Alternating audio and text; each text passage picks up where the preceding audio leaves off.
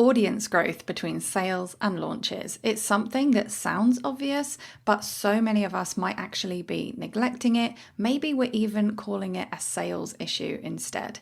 Here's why it's necessary to focus on audience growth, what that looks like, and how we can actually fit it in around everything else we've already got going on.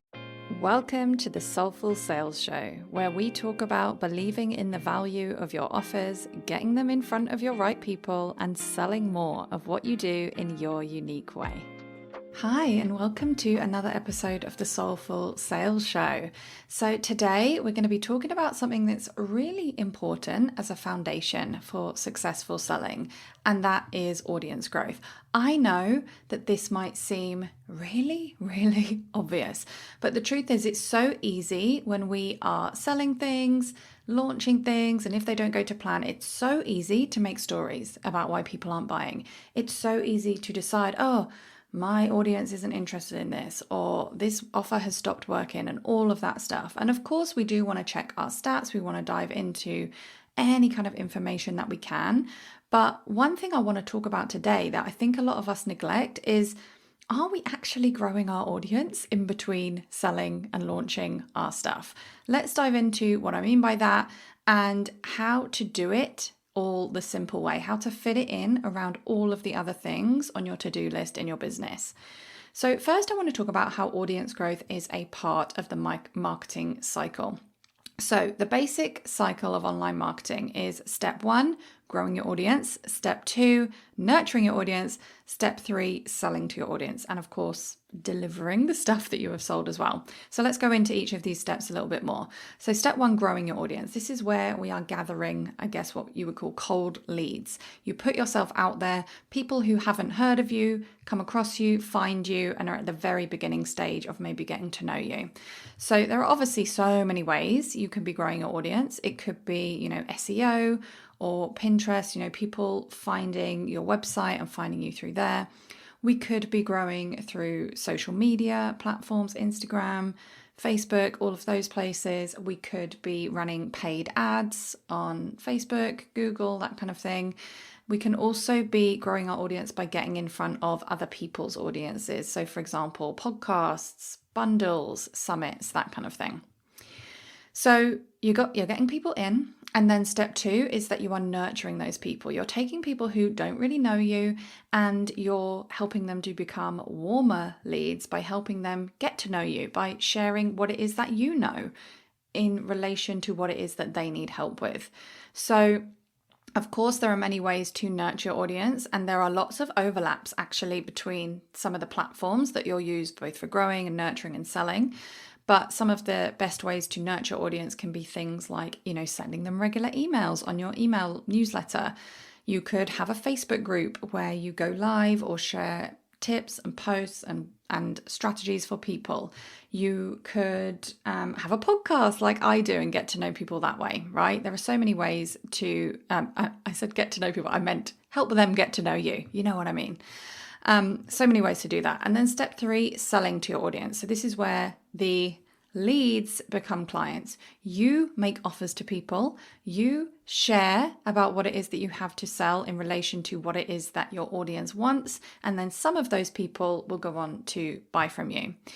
And actually, obviously, it's not a step 1, step 2, step 3. It's like people will go back and forth between the steps as well. So some people become clients and then they'll go back into the nurturing part of the cycle and then they'll become clients again, right?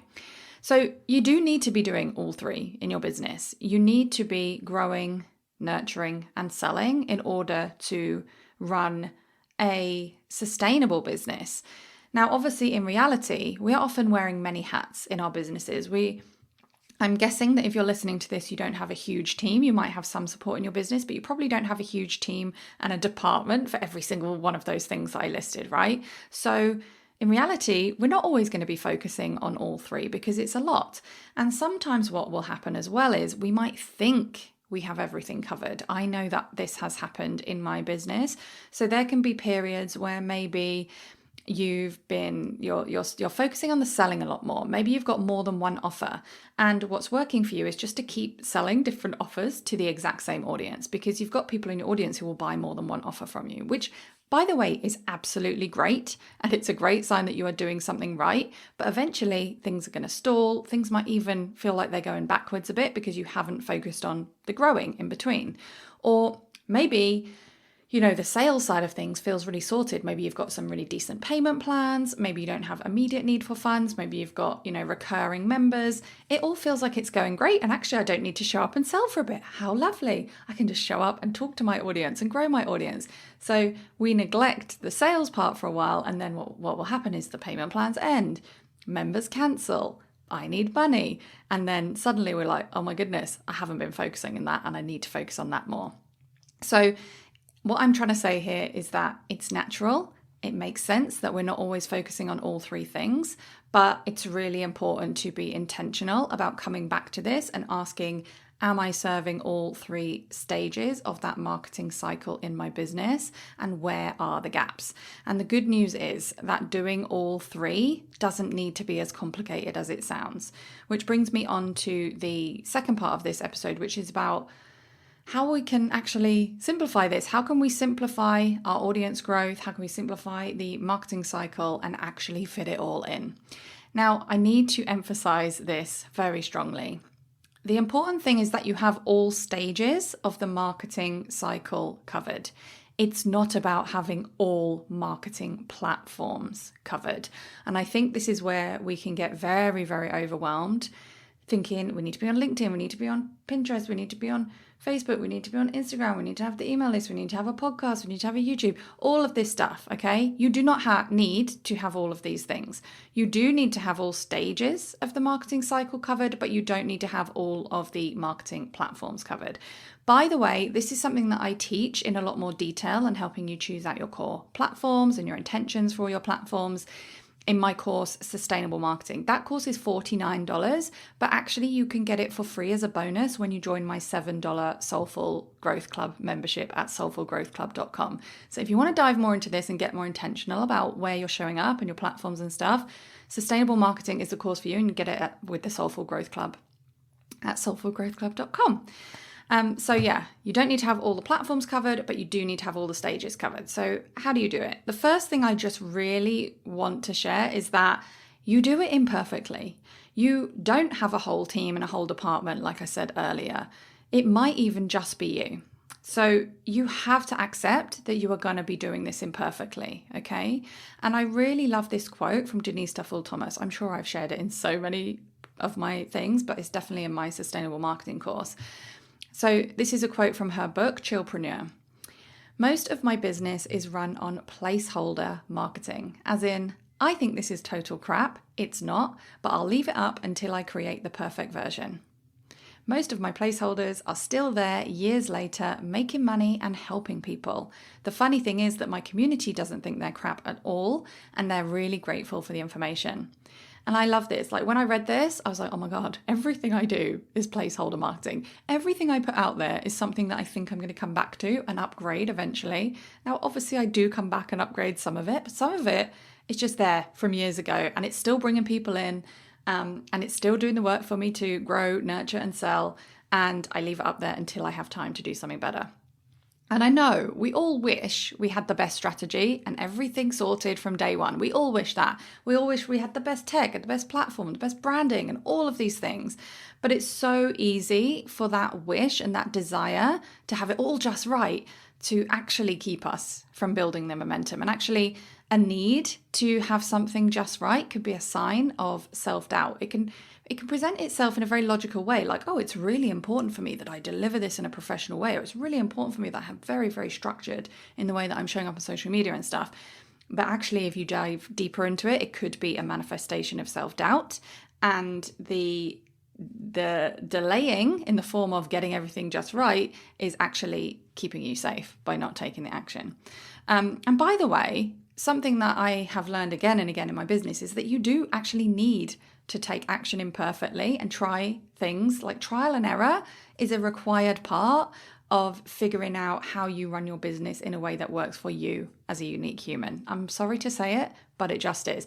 I mean, how many of you have bought a blueprint on how to do something? It just doesn't work for you. This is like, there's no one right way to do this, unfortunately. So trial and error and imperfect action taking is absolutely a huge part of it. The second thing I want to say about how do we actually do this alongside all the other things we've got going on in our business, audience growth and sales can happen side by side. So even though I just laid it out like step 1, step 2, step 3, grow, nurture, sell, they can actually all inform each other and play into each other. So earlier on in my business, I used to create freebies or run free workshops based on like, oh, I've had a fun idea. Let me just do that. And it was good for me in testing things out, in growing my confidence, in like going live on a workshop and all that kind of thing. But often it wasn't really directly tied into what I was selling. And these days, I am a lot more strategic about what I do for free being tied into what I'm selling. Now, I still do things for fun from time to time. Like I have an annual Play with Possibility workshop that's usually not really directly tied into stuff I'm selling. But generally, I'm much more strategic about making sure that what I'm offering for free is related to what I'm selling, because I just don't have the time to mess about, basically. I don't have the time or the energy.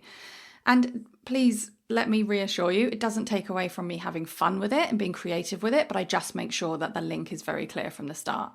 Because what I hear from my clients a lot is that they're either focused on selling and launching and delivering their offers, or they're focused on growing their audience. And of course, if you can only focus on one thing at a time, it is going to elongate the time it takes you to get where you want to be, and or it's going to lead to you neglecting some part of that marketing cycle like I talked about earlier. And sometimes, focusing on one area over here, like the growth and getting new people in your audience, could be a convenient reason actually to delay actually putting your offer out there, actually believing in the transformation that you're offering, getting behind your pricing and all of that stuff. So it could be a mindset or self-doubt thing going on, like I was talking about earlier as well. Maybe it's a practical issue and you just don't know how to prioritize both. And this is where we get to experiment and figure out a way that works for us. So let's talk about how audience growth and selling can happen side by side. Now, obviously, for it to happen side by side, you do first need an offer. And for some of our offers, it does take a while to flesh them out. It can take a while to figure out what our offers really need to be. I should say, I'm also a huge advocate of having a kind of minimum viable offer, an offer that you can just decide on very quickly, that you can put together very quickly, that you have there to sell while you gather the data of how it is for you to work with your people, while you gather the data of how it feels to sell this offer, right? So often that could be just a one-to-one offer. Like if you are some sort of service provider or coach or mentor or something like that, it could just be some form of one-to-one offer, and then you will get to perfect that as you go. The benefit being, instead of waiting till you just know what's right, you're actually getting information about how it feels to deliver that offer. It also gives you a focus for your content and for your sales while you potentially work on other offers or your offer ecosystem over time in the background. So assuming you've got an offer, even if it's not the perfect forever offer and it's just your minimum viable offer, then there are two ways in which actually focusing on selling your offer can still inform and benefit your audience growth as well. So number one is it gives you a focus for your content. You have an offer to sell. You get to ask questions like, what are the things that my audience desires in relation to this offer? What are they Googling for solutions for? What are they willing to pay to help create or to prevent in their lives? You now have a really good focus for your content for the period in which you're selling your offer. A lot of us think that having unfocused period of time in which we can just talk about our business in general, we're not focused on selling, is actually beneficial. But for me, I find having boundaries around what I talk about really, really helpful. And then number two, how can you get your offer out there and help people understand why they would want to work with you? So whether that's giving a little snippet of what you teach or support people with inside a freebie, like giving that away as a precursor to the offer, maybe it's hosting a free workshop, running a free challenge. All of those things are things you can use to actually grow your audience as well as nurture and sell to your audience, all at the same time, depending on how you're putting it out there. And a key mindset shift in doing this successfully is to trust that not all content that sells your offer is purely salesy. Yes, there is some content like an email saying, here's my offer, here's what it does, here's how you can buy it. Yes, we have that as well, but we also have helpful, educational, informational, inspiring, all of that stuff can go into our content. We can talk about the transformation our audience desires in a way that is helpful to them, even if they never buy. We can give them a step, and then the paid offer gets to be the full process or the VIP done for you version, whatever it is, depending on your business. So right now, personally, I'm in a sales phase with my audience. I am talking about an upcoming $10 bootcamp I have that's all about creating freebies in our business that will more naturally tie into sales, which, by the way, the topic of that bootcamp is really going to help with the stuff that I've just been talking about, tying your sales into audience growth. So because that's like a really low cost, low risk kind of offer, I decided I'm not creating a freebie or doing a free workshop or anything for that offer, but I am still using it as a tool for audience growth. And there are ways that you can get creative about this. So in this case, I am incentivizing my affiliates to share it for me, which will help me get in front of other people's audiences. Well, and I'm incentivizing them by boosting their commission. So that's just another example to help you see how there are so many creative ways to actually tie your sales and audience growth together so you can do it at the same time. And I guess there is another point, number 3, that I want to make about this, which is about the biggest strategy of audience growth. So getting in front of other people's audiences, running ads, getting on podcasts, speaking at summits, being part of bundles. That stuff potentially is not directly tied into what you're selling right now. That's stuff that you're going to want to add on to the above. And having the time and space to add that on gets so much easier once you've done this a few times, once you've got your offers out there, once you've launched them before, you can rinse, repeat, and refine past content, and you get to layer things on top. If you're earlier on in that journey of getting there, don't let the fact that you can't do all of it at once stop you from even moving. You can focus on what you're selling now. You can focus on how you get that out there now. You can focus on how you can turn that into content or some sort of event that will get people into your audience, and how you can get in front of other people's audiences to get them to share it. And the final thing I want to share before we finish is that all of this actually requires you to believe in what it is that you do, to believe in your message, to believe in the transformation that you help people with. Because before you have the audience growth and the audience size that you desire to have, you are going to have to decide first that you are worth listening to. Now, this is not the main focus of this episode, and I'll definitely talk about this in other episodes, but I just wanted to take a moment before we finish today to remind you that you are the right person for your right people. And there will absolutely be times, especially when you're earlier on in your audience growth, where it will feel like no one is listening, where it will feel like nobody cares or there's just crickets. You have to decide that you are worth listening to, okay? And always checking in with yourself to see if it's really a practical issue. Like, am I putting off audience growth because there's a practical barrier? Or is it really because I'm afraid of owning that I'm worth listening to, or owning the fact that I want to be more visible, even though a large part of me is afraid of it? Because if it's the practical stuff, it's all figure outable. And I've given you some of the steps in this episode. Even if you have to go slower than you'd like, it is all figure outable. But if it's because I'm afraid of owning it, if it's because I'm afraid of being visible, I get it. And it will be a stretch. It will be uncomfortable, but it's so worth it. And obviously, it's a whole other episode topic for me to go into that. But if you do want support with it, please do come and join me in the Soulful Growth Club. It is only $7. You will get my quiet visibility training where we work on the mindset and the practical stuff about putting yourself out there. So yeah, there you have it. It's kind of like overview of why audience growth matters. Maybe it will help you see where you've been neglecting it and how you can take steps to prioritize it. So don't automatically assume that if sales are slowing down, that it's an issue with your offer or what you do. It could literally be that you have been neglecting the audience growth in between. And don't forget, before we finish, my strategic freebie bootcamp is totally going to help with all of this stuff. It is only $10. It's happening live from March the 4th. If you are listening to this later, you can still sign up to the Soulful Growth Club, which is $7 for the replays. And during the strategic freebie bootcamp, I'm going to personally be there to support you and encourage you. And I even have a challenge to incentivize you to get it done by the 10th of March. Where I will share your freebie with my entire audience. So that's going to help you with the audience growth as well. So you can find out more or sign up for $10 at ruthpoundwhite.com/bootcamp. And just remember, you get to grow your audience alongside the sales. You just might need to be a little bit creative about how you do it, and you're going to have to be a little bit patient as well, but it's totally going to build that momentum and pay off over time.